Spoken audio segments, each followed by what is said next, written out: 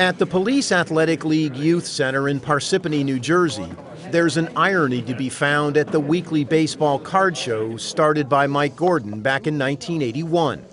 The youth are missing. Maybe one or two. There are very few kids. They got too many electronic games to play with. Today, the show is a long home run from the mid-1980s. People, please clear the center aisle. When a childhood hobby exploded into $1 billion a year industry.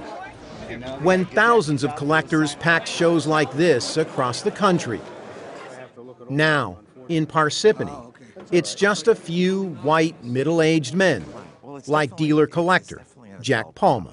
It's turned into an adult hobby. They've kind of priced themselves out of the kids.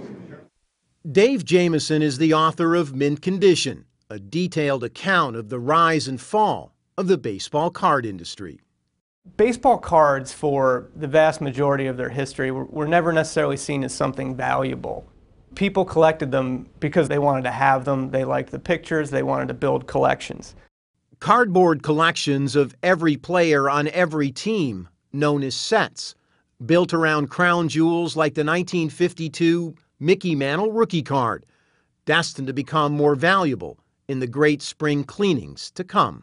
There's this old cliche, my mom threw out my cards. That's what older guys say. The truth is, the cards, they were thrown out. So those old cards had a chance to become rare, and that's why they're valuable. Could I see this $85 maker? By 1991, more than 3 million people were collecting baseball cards, driving sales past the $1 billion a year mark. Cardboard turned into gold, an investment. Bought that case for $125,000. I sold it for $475,000. Making brokers like Alan Mr. Mint Rosen certifiable stars. These people come and did an 8-page story, including a centerfold, Sports Illustrated. A former New Jersey copy machine salesman, Rosen has been buying and selling baseball cards and memorabilia for 34 years. In 1989, I had my biggest year, $8.7 million in sales. Just one guy. Right now, I get 20 to 25 calls a day, maybe 30. Back then, I would get over 100. Last weekend, Rosen was at this show in Chicago, one of only 5, not 45 such shows he attends annually. 30,000 people used to come to events like this, lined up out the door. Entire families of collectors under one roof. Can't happen anymore. The grandfather's dead, the father doesn't have any money to spend, and the son has not really enjoyed the business anymore because he's into computers and girls. But that's only part of the story. Truth is, as prices rose, more manufacturers, led by the Upper Deck Company, jumped in.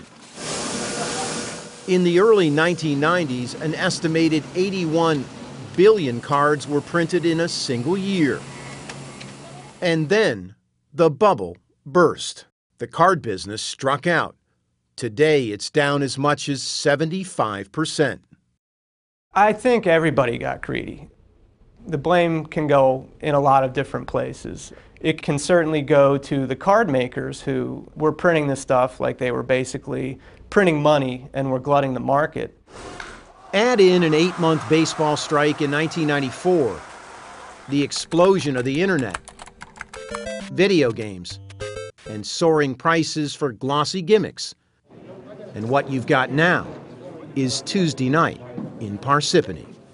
Most of this stuff now is fairly worthless, right? Yeah. And the likely death of a national pastime. It's going to die. It's going to die with the people in this room. Because that's what's happening. I mean, kids don't care.